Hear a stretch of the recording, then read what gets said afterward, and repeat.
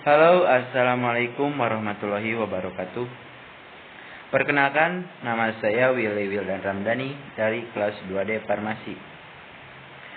Di sini saya akan sedikit menjelaskan tentang interaksi obat dengan penyakit. Oke, langsung saja ke dalam materinya. Yang pertama, kita harus tahu terlebih dahulu apa itu interaksi obat. Interaksi obat adalah suatu interaksi yang terjadi antara obat-obat, obat laboratorium, dan obat penyakit yang dapat menyebabkan suatu efek tertentu. Interaksi obat dengan penyakit. Obat sejatinya memiliki fungsi untuk menyembuhkan penyakit, namun pada orang yang memiliki penyakit tertentu harus lebih diperhatikan agar tidak terjadi interaksi. Penggunaan obat tertentu pada penyakit tertentu dapat memperburuk penyakit yang dideritanya. Contoh interaksi obat dengan penyakit. Penggunaan obat pada orang yang sedang menderita gangguan hati. Ketika mengalami gangguan hati, kemampuan organ ini untuk membersihkan zat kimia yang tidak dipakai oleh tubuh juga terganggu. Sehingga resiko keracunan obat, terutama obat yang diproses di hati, akan meningkat. Selanjutnya, golongan interaksi obat dengan penyakit. Yang pertama, ada obat golongan NSAID. Yang kedua, obat golongan alpha blocker. Yang ketiga, obat golongan beta blocker. Yang keempat, golongan obat antibiotik. Yang kelima, obat golongan antidiabetes. Yang keenam, obat golongan diuretik loop. Yang ketujuh, obat golongan benzodiazepin. Dan yang terakhir, yang kedelapan, obat golongan H2 blocker. Oke, golongan obat NSAID. Hiperkalemia atau moderat dapat meningkatkan konsentrasi kalium serum sehingga dapat memperparah pada penderita hiperkemia. Disfungsi ginjal major menyebabkan toksisitas ginjal termasuk peningkatan kreatin dan BUN serum, nekrosis tubular glomerulis, nekrosis papiler, nefritis interstitial akut. Golongan obat alpha blocker. Hipotensi atau bisa disebut dengan moderat.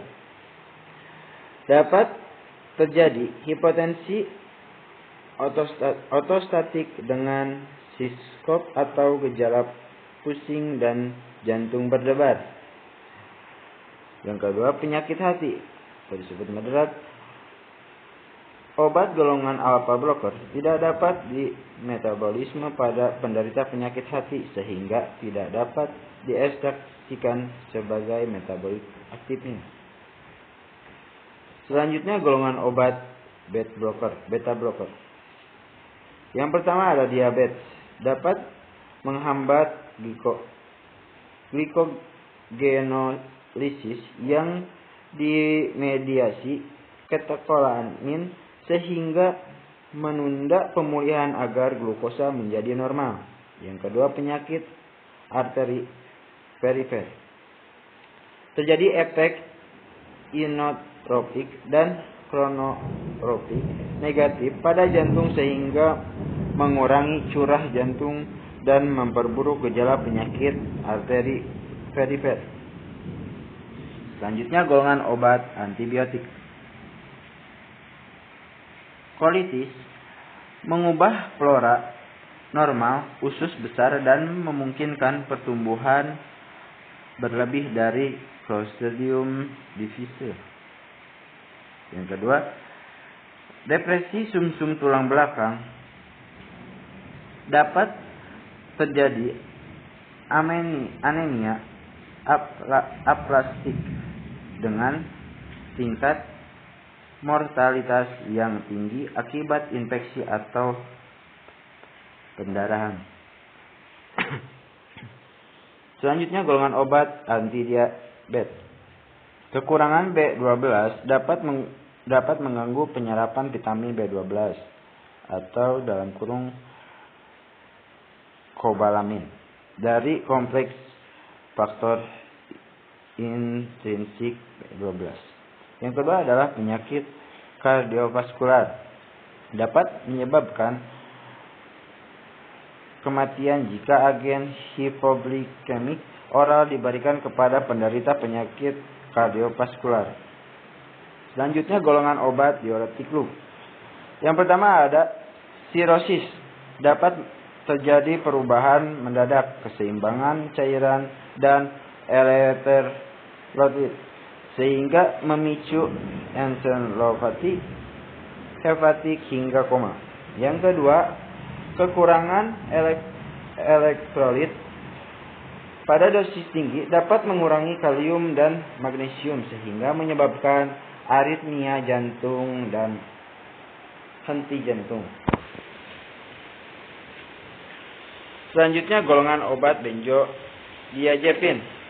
Yang pertama ada penyakit ginjal atau hati.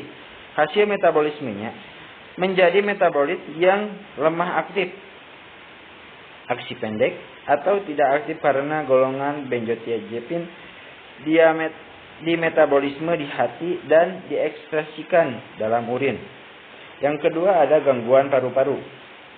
Jika diberikan dalam dosis tinggi atau pemberian secara intravena dapat menyebabkan depresi pernapasan dan apnea. Selanjutnya golongan obat H2 blocker. Yang pertama ada penyakit hati. Dapat meningkatkan risiko toksisitas sistem syaraf pusat seperti kebingungan mental, agitasi, psikosis, depresi, kecemasan, halusinasi, dan desorientasi. Yang kedua adalah disfungsi ginjal. Metabolisme obat golongan H2 blocker tidak dapat dikeluarkan dan meningkatkan risiko toksisitas sistem saraf. Dan itulah sekian presentasi dari saya. Semoga bermanfaat dan terima kasih. Wassalamualaikum warahmatullahi wabarakatuh.